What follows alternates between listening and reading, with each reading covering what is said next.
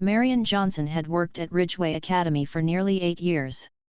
Every morning she arrived before sunrise, carrying her worn-out brown tote bag and a thermos of coffee. The campus was quiet then, the kind of quiet that made the polished hallways feel almost holy. Her job was simple, or at least that was how people saw it. She dusted the desks, emptied the trash cans, polished the floors, and made sure the classrooms were spotless before the students and teachers arrived. By the time the first bell rang, most people never noticed the effort she had already put into making their day comfortable. Marian was a woman in her early 50s, with a calm face that carried both strength and tiredness. Her uniform was always neatly pressed, and her hair tied back in a bun. Students often passed her in the hall without much more than a quick glance. For many of them, she was invisible. She didn't mind it too much. In her life, she had learned to find peace in silence. Yet, there was something about Ridgeway Academy that pulled at a part of her heart she usually kept hidden. The academy was known for its excellence in the arts, especially music. Its halls often echoed with the sound of violins, flutes, and voices rehearsing for performances. But the centerpiece of the school was the grand piano that stood in the music room. It wasn't just any piano. It was a glossy black Steinway, the kind only prestigious schools or famous concert halls could afford. Every time Marian dusted its polished surface or wiped fingerprints off its keys, she felt her heart beat a little faster. She would pause, her fingers hovering just above the ivory keys, resisting the temptation to press them. What no one at the school knew was that Marian had once spent hours upon hours behind a piano. In her youth, music was her language, the way she expressed what words could not. She had been the little girl who practiced in church basements, who begged her parents for extra lessons, and who played until her fingertips felt raw. There was a time when she dreamed of performing on big stages, of wearing elegant dresses and letting her music fill auditoriums. But life has a way of rewriting dreams. Her parents grew ill, bills piled up, and as the oldest sibling, Marian had to put her family first. The piano lessons stopped, the performances ended, and one day, almost without noticing, her dreams had quietly folded themselves away. She took whatever work she could find, and years later, she ended up at Ridgeway Academy. To most, she was simply the janitor. But in her heart, she still carried every note she had ever learned. During her break times, Marian often found herself drawn to the music room. She would walk in with her cleaning cart when it was empty, pretending to dust the bookshelves or mop the corners, but really, she wanted to listen. The students would practice scales or rehearse their recital pieces, filling the room with both nervous mistakes and flashes of brilliance. Marian would hum softly as she worked, her humming so gentle that no one noticed. Sometimes, when she was sure no one was watching, she would sit at the piano bench for a moment. Her hands would hover above the keys, her heart aching with the urge to play, but she would pull back quickly, reminding herself it wasn't her place. There was one teacher at Ridgeway Academy who made Marian particularly cautious, Mrs. Caldwell, the music teacher. She was respected by many parents for producing successful recitals and competitions, but among students and staff, she was known for her sharp tongue. She demanded perfection and had little patience for mistakes. To her, music was about discipline first, beauty second. Marian always made sure to finish her cleaning quickly when Mrs. Caldwell was around. She didn't want to draw attention to herself, especially not in the music room. But sometimes, even Mrs. Caldwell's sternness could not stop Marian from feeling a spark of joy. There were evenings when rehearsals ran late and the building grew quiet again. Marian, finishing her rounds, would linger by the doorway as a gifted student practiced a complicated piece. The way the notes floated through the air reminded her of the girl she used to be, the girl who once believed the world would listen to her music. On one particular day, the halls of Ridgeway buzzed with excitement. The spring recital was only weeks away, and the students were preparing tirelessly. Everywhere Marian went, she could hear snippets of practice, violins in one room, choirs in another, the sharp sound of a flute warming up. The music room, however, was the busiest of all. Students gathered around the grand piano, taking turns practicing under Mrs. Caldwell's watchful eye. Marian entered the room quietly with her cart, intending only to wipe down the windows and sweep the back corner. She moved carefully, not wanting to disturb anyone, but as always, her attention kept drifting to the piano. A young boy was struggling with a particularly difficult piece. His fingers slipped on the keys, and each mistake seemed to make Mrs. Caldwell's frown deepen. Marian's heart ached for the boy. She remembered what it felt like to stumble, to feel the pressure of an audience, to want desperately to make the music sound right. Without meaning to, she began humming softly along with the melody he was trying to play. Her notes were quiet, but steady, guiding the rhythm. She thought no one could hear her, but one student noticed. "Did you hear that?" the girl whispered to her friend. "I think she knows the piece." Marian froze, her cheeks warming, and quickly lowered her head, pretending to focus on her broom. The last thing she wanted was to be noticed. Still, her heart beat faster. She hadn't meant to hum out loud, but once again, the music inside her had slipped free. It was in these small, hidden moments that Marian's two worlds brushed against each other, the janitor's life that everyone saw, and the musician's soul that no one knew. She never intended for them to collide, yet something in her heart whispered that one day, they just might. And so Marian continued her days quietly, polishing the piano that once felt like an old friend, humming to herself when the room was empty, and watching the students chase the very dream she once held close. She didn't know that soon, everything was about to change, that her secret would no longer stay hidden, and that one act of cruelty would unlock the brilliance she had kept inside for so long. The afternoon sun poured through the tall windows of the music room, spreading long golden rays across the polished floor. Students were seated in neat rows, some holding sheet music, others whispering nervously about the upcoming recital. At the front, the black Steinway piano stood ready, its surface gleaming under the light. Mrs. Caldwell stood beside it, her arms crossed, her sharp eyes scanning the students. She was determined to make this rehearsal perfect, no matter how many mistakes had to be corrected. On this particular day, the pressure in the room felt heavier than usual.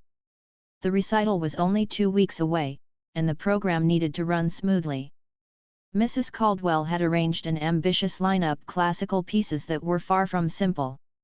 The students tried their best, but the nervous energy in the air made it difficult for them to play confidently. Fingers slipped, notes were missed, and frustration grew on both sides.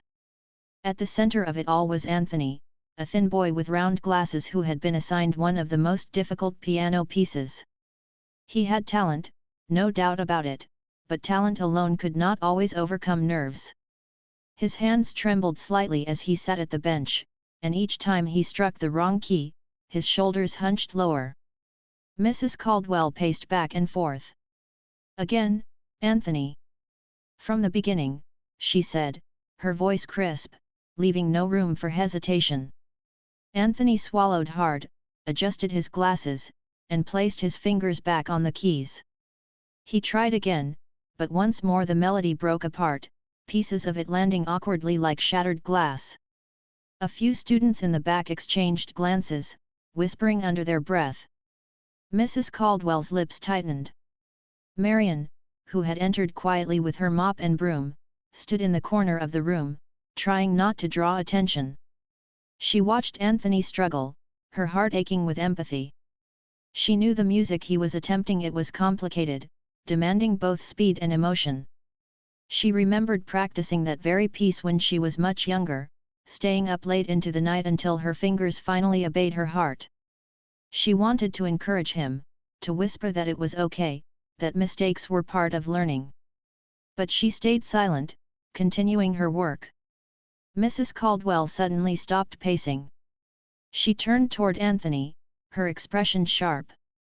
"This is unacceptable. You've had weeks to prepare. At this rate, you'll embarrass yourself at the recital and me along with you."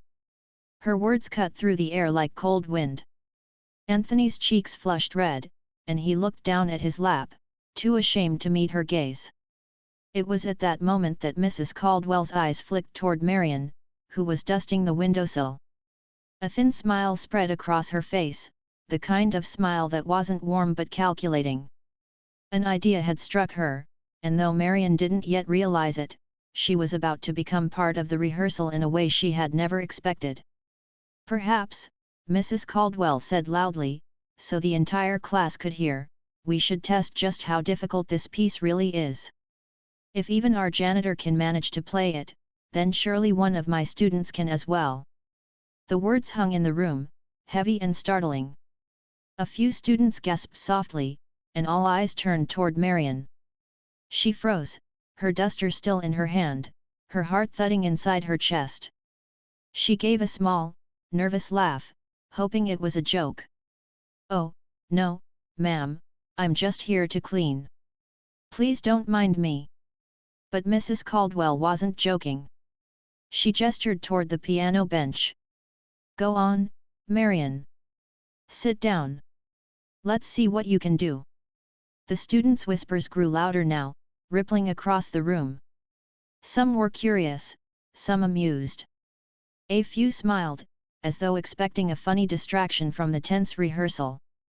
Marian felt her cheeks grow warm, and she took a step back, shaking her head. "I really shouldn't," she murmured softly. "This isn't my place." Mrs. Caldwell's voice rose, sharper this time. "Nonsense. A little demonstration won't hurt. After all, if someone with no training can attempt this piece, then my students will realize they have no excuse." Her words stung, though she had spoken them casually, almost as if Marian wasn't standing right there. The implication was clear: Marian was just a janitor, someone assumed to have no knowledge of music, no right to touch that grand piano. The students shifted uncomfortably in their seats. Even Anthony looked up, a mixture of relief and guilt crossing his face, relief that attention was no longer on him, and guilt that someone else was being put in such a difficult position. Marian's hands trembled slightly as she clutched her duster. She wanted to refuse firmly, to explain that she had work to finish, that the piano was for students, not for her. But deep inside, another voice whispered, the voice she had silenced for so many years. It told her that she still remembered. That she still carried music in her veins. Her heart pounded. What if she sat down and failed? What if her fingers, stiff from years of not playing, stumbled across the keys? The students would laugh, and Mrs. Caldwell would be satisfied that her point had been proven. Marian imagined the embarrassment, the humiliation of being treated as a spectacle. But another thought surfaced, stronger than her fear. What if she still could play? What if the years hadn't stolen her gift? What if, just this once, she allowed herself to be more than what people assumed? Slowly, reluctantly, Marian stepped forward. The whispers in the room grew louder, then fell quiet again as everyone watched. She set down her duster and approached the piano. Her palms were damp, her steps hesitant, but there was a quiet strength in the way she carried herself. Mrs. Caldwell gestured toward the bench, her expression smug, as though she were certain of the outcome. "Please, Marian. Take a seat." The piano bench felt both familiar and foreign beneath her. Marian lowered herself onto it carefully, her eyes fixed on the keys. Her reflection shimmered faintly on the glossy black surface, and for a moment, she saw not the janitor everyone knew but the young girl she once was, the girl who lived and breathed music. The students leaned forward, holding their breath. Even Anthony forgot his own nerves, watching closely. The room was utterly silent except for the ticking of the clock on the wall. Marian lifted her hands, her fingers hovering above the keys. They trembled slightly, and she closed her eyes for a brief second, drawing in a deep breath. The room seemed to fade away, the students, Mrs. Caldwell, even the building itself. All that remained was her and the piano, an old friend she hadn't spoken to in far too long. She pressed the first key. The first note rose softly into the air, clear and steady, like the opening of a story that everyone wanted to hear. It wasn't loud, It wasn't showy, it was gentle, almost like a whisper. Yet, in that whisper, there was something unmistakable. It was confidence. It was control. It was beauty. Marian's fingers lingered on the keys for a moment, as if testing whether they still remembered what to do. Then, with a breath that felt like a release of years of silence, she continued. The melody began to take shape, each note flowing into the next with a grace that surprised even her. The students leaned forward, their eyes wide. They had expected clumsy mistakes, awkward pauses, maybe even a laughable attempt that would lighten the mood. Instead, what they heard pulled them into stillness. The music was alive. It was not just the correct notes, it was the soul behind them. Mrs. Caldwell, standing with her arms crossed, raised her eyebrows. Her smug smile faltered, though she quickly tried to recover it. She hadn't expected much from Marian. In her mind, this was supposed to be a quick lesson in humility for the janitor, and for the struggling student. But as the notes poured from the piano, Mrs. Caldwell realized this demonstration was not going the way she planned. Marian, however, was no longer thinking about Mrs. Caldwell. She wasn't even thinking about the students. Her mind had drifted somewhere else, to a place she hadn't visited in years. She remembered the church basement where she first learned to play, her small hands barely able to stretch across the keys. She remembered her teacher, an elderly woman with kind eyes, telling her that music was not about perfection but about feeling. She remembered the nights when she practiced until her mother called her to bed, the sound of the piano becoming the soundtrack of her childhood. Her fingers, though older now, moved with surprising ease. They glided across the keys, strong and sure, as though no time had passed since she last played. The melody grew richer, more emotional, weaving through the room like a story told without words. It was a story of hope, of loss, of love, of resilience. The students were mesmerized. Some of them forgot to breathe as they listened. One girl, who had been whispering earlier, now sat with her hands clasped tightly, as if she didn't want the music to end. A boy in the back closed his eyes, letting the notes wash over him like waves. Even Anthony, the nervous pianist, felt his fear dissolve into admiration. He wasn't jealous, he was inspired. Marian's body relaxed as the music carried her. She was no longer the janitor sweeping floors. She was the musician she had always been, the girl who dreamed of filling great halls with her sound. For those few minutes, nothing else mattered: her job, her past, her hidden talent. All that mattered was the music and the way it connected her to everyone in the room. The piece built toward its climax, faster and more powerful, like a river rushing after rain. Her hands moved swiftly, dancing over the black and white keys with energy that seemed impossible for someone who had not practiced in years. The students leaned closer, their eyes following every movement. Mrs. Caldwell shifted uncomfortably, her arms dropping from their stiff position. Then, just as suddenly as it had risen, the music softened again. The final notes were delicate, fading into silence like the last rays of the evening sun. Marian let her hands rest gently on the keys, her breathing heavy but steady. She lowered her head, almost afraid to look up, unsure of how the room would react. For a long moment, no one spoke. The silence was so complete that even the ticking clock seemed to pause. Then, almost in unison, the students erupted into applause. It wasn't polite clapping. It was thunderous, heartfelt, full of genuine amazement. Some students stood up, clapping with wide smiles on their faces. A few shouted words of praise, their voices breaking the stillness. The room that had once felt tense with mistakes and criticism was now filled with joy and awe. Marian's eyes widened, her hands clutching the bench as if she couldn't believe it. She had expected laughter, maybe even ridicule. But what she received instead was respect, something she hadn't felt in a long time. Anthony was the first to step forward, his face glowing with admiration. "That was incredible," he said softly, his voice trembling. I want to play like that someday." Marian smiled at him, her eyes warm. You can, she replied gently. It just takes patience, and heart. Don't be afraid of mistakes. They're part of the journey. Her words were simple, but they struck Anthony deeply. For the first time in weeks, he felt hope instead of fear when he thought of the recital. Mrs. Caldwell stood frozen at the side of the room. She struggled to find words, her pride caught in her throat. She had wanted to make an example out of Marian, to use her as a lesson in failure. Instead, Marian had taught everyone else including her a lesson in brilliance.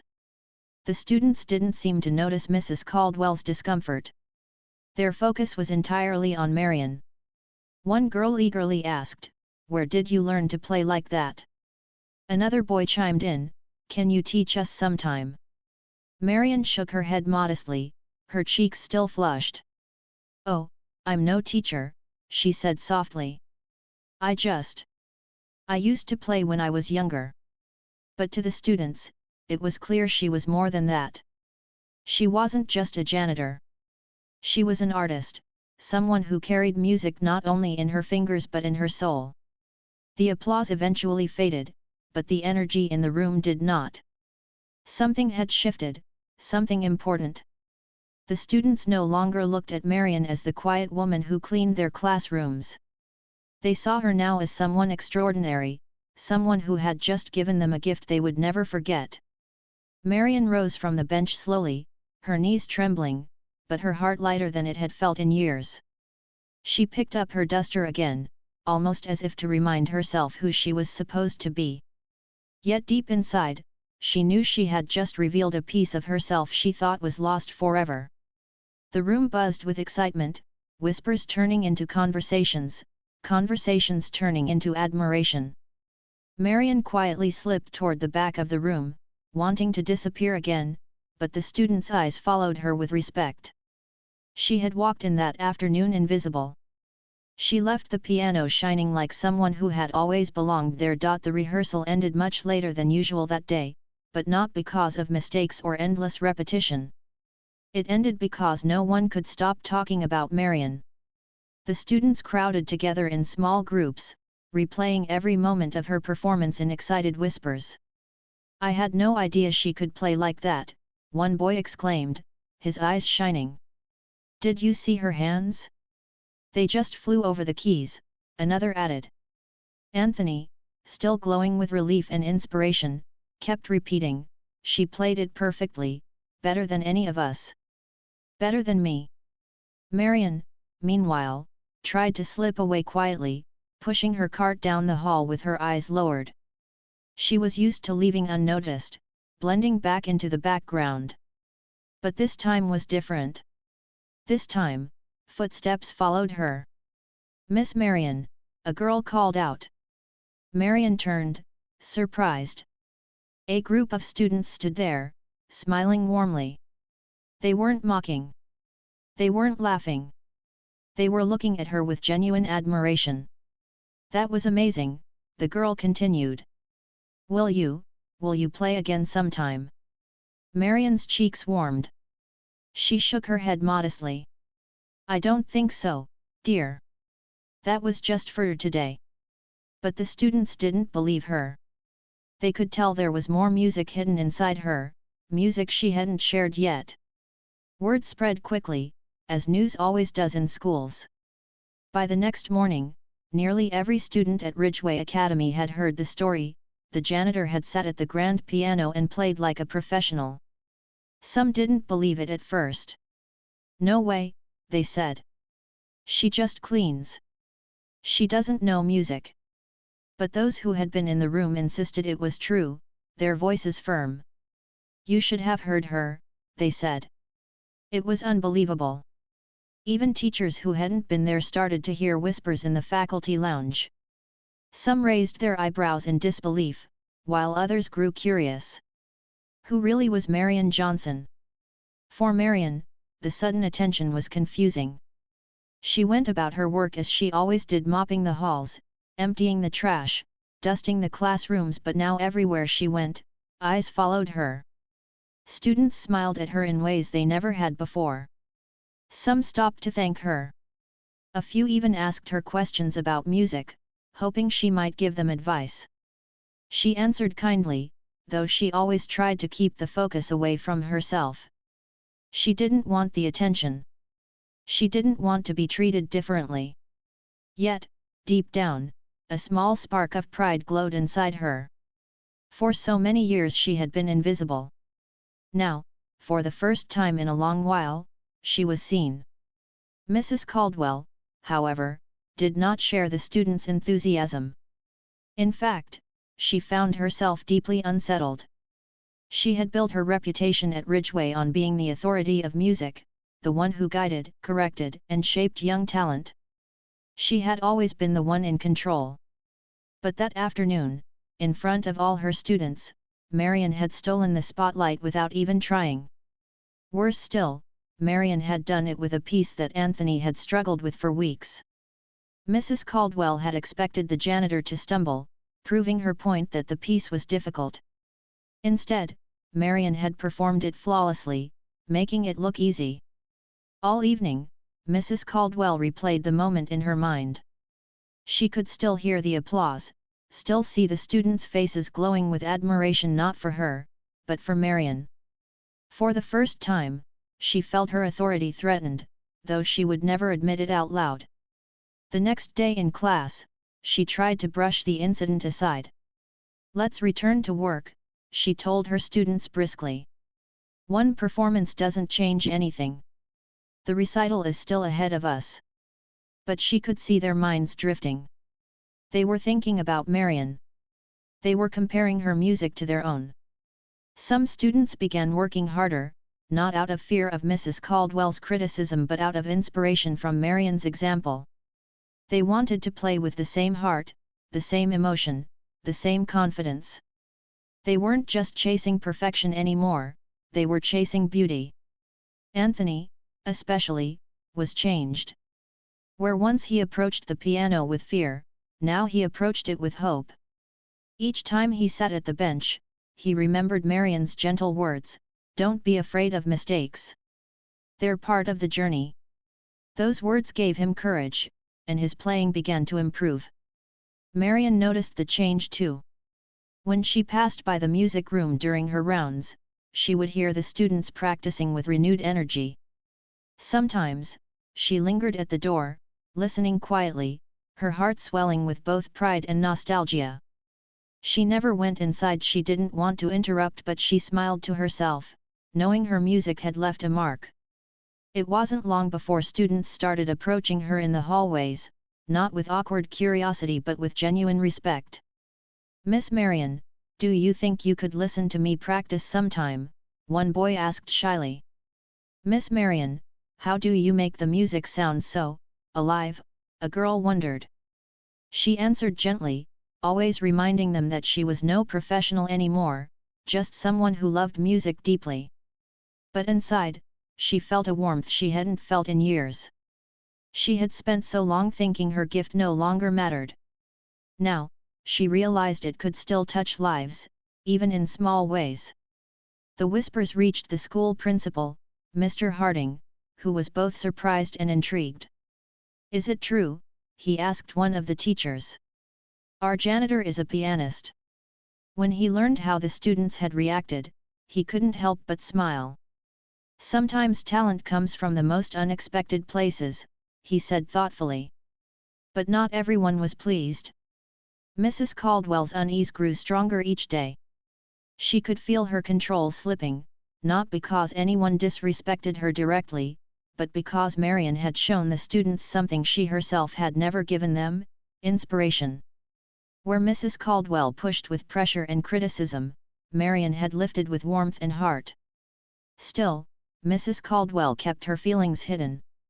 Outwardly, she continued teaching as usual, correcting mistakes, assigning practice, and preparing for the recital. But inwardly, she carried a quiet resentment. She wished the moment had never happened. Marian, unaware of Mrs. Caldwell's inner conflict, carried on with her work. She didn't seek attention. She didn't try to repeat her performance. She was content to let that single afternoon remain a memory, a reminder that she still had music inside her. Yet, the students would not let it fade. To them, Marian's music had been more than just notes. It had been a glimpse of something real, something beyond technique. They carried it with them, not just in their ears but in their hearts. And so, Ridgeway Academy began to change in small but noticeable ways. Students practiced with more passion. They spoke more kindly to Marian in the halls. They even began to notice the quiet details of her presence, the way she hummed softly as she worked, the way her eyes lit up whenever she passed the piano. What had begun as a moment of mockery had turned into a moment of revelation. The students saw Marian differently now. She wasn't invisible anymore. She was unforgettable. The days after Marian's performance felt different at Ridgeway Academy. Something had shifted in the air, something small but powerful. Students who had once walked past her without a second glance now greeted her warmly. Some smiled and waved when they saw her in the halls. Others stopped to thank her again for what she had played. The sound of her music still lingered in their hearts, echoing through their practice sessions, filling their thoughts when they sat at the piano. Marian was not used to such attention. For years, she had lived quietly, her work unnoticed, her presence fading into the background of the school's daily rhythm. Now, she felt eyes follow her wherever she went. At first, it made her uneasy. She wasn't someone who liked to be in the spotlight. She preferred the quiet corners, the empty classrooms, the hours before dawn when the school was still asleep. But as the days passed, she began to see something different in those looks. They weren't curious stares or empty glances, they were filled with respect. Students started approaching her with questions, gentle ones that carried genuine interest. "Miss Marian, when did you learn to play? Miss Marian, do you still practice at home? Miss Marian, will you play at the recital?" Each question surprised her, and though she often shook her head modestly, a part of her heart swelled with pride. One afternoon, as she was polishing the floors outside the library, the principal, Mr. Harding, stopped her. He was a tall man with kind eyes, and though they had spoken before, their conversations had always been short and formal. This time, however, his tone was different. "Marian," he said, "I've been hearing a great deal about your piano playing." Marian paused, her rag in her hand, her cheeks coloring. "Oh, that, it was nothing, sir. Just a moment." Mr. Harding shook his head gently. "From what I hear, it was far from nothing." The students were moved. Even some of the staff were impressed. "I wanted to ask, why have you kept this hidden all these years?" Marian lowered her gaze, a quiet smile on her face. "Life has a way of putting some dreams to sleep. When my parents fell ill, I had to give up lessons. I worked instead, to help my family. Later, life got busy with responsibilities, and music became something I kept only in my heart. It wasn't meant to be shared anymore." Mr. Harding studied her thoughtfully. "And yet, when you played, you reminded these students why music matters. Not because it's perfect, but because it's real." He paused, then added, "You've given them something I'm not sure any of us could have taught in a classroom." Marian's eyes softened. She had never thought of it that way. To her, it had simply been a moment, an unexpected request, a risk she had been too afraid to take for years. Yet, it had become more than that for others. Meanwhile, Mrs. Caldwell struggled quietly with the change. She still led rehearsals, still corrected mistakes, but her students' admiration for Marian was impossible to ignore. Some of them even mentioned her during class. "I want to play like Miss Marian," they said with shining eyes. Each time, Mrs. Caldwell forced a smile, though inside she felt her pride sting. But the truth was, even she could not deny what she had witnessed. She might never admit it openly, but deep down, she knew Marian's music had carried something hers lacked: a warmth, a story, a soul. The spring recital finally arrived. The auditorium was filled with parents, siblings, and guests, the seats buzzing with anticipation. Backstage, students tuned their instruments, adjusted their clothes, and whispered nervously to one another. The air smelled faintly of polished wood and fresh flowers that lined the stage. Marian had not planned to attend. She had work to finish that evening, as always. But when she passed the auditorium doors, she heard the hum of the crowd and the faint notes of music drifting from inside. Something pulled at her heart, and before she realized it, she had slipped quietly into the back row, sitting where no one would notice her. One by one, the students performed. The violinists played, the singers sang, and Anthony stepped onto the stage to play his piece. Marian watched with her hands folded, her heart beating for him. He sat at the grand piano, took a deep breath, and began. At first his fingers trembled, but then something changed. He remembered Marian's words. "Don't be afraid of mistakes. Play with heart." And so, instead of worrying about perfection, he let the music flow. It wasn't flawless, but it was full of life. Each note carried emotion, and by the end, the audience erupted in applause. Anthony bowed, his face glowing with pride. From her seat in the back, Marian smiled. Her eyes glistened as she clapped softly, proud not only of his performance but of the courage he had found. After the recital, as families gathered in the lobby with flowers and congratulations, a small group of students noticed Marian leaving quietly. They rushed to her side. "Miss Marian, did you see? We did it!" Anthony exclaimed, his cheeks still flushed from excitement. "I did," Marian said warmly. "And you were wonderful. You played with your heart. That's the greatest success you could ask for." The students beamed, surrounding her as though she were part of the celebration itself. Some parents glanced over curiously, asking who she was, and when the students proudly explained, the parents' faces softened with surprise and admiration. In the weeks that followed, Marian's story became known not only among the students but throughout the school community. Some learned she had once been a talented pianist with dreams of performing.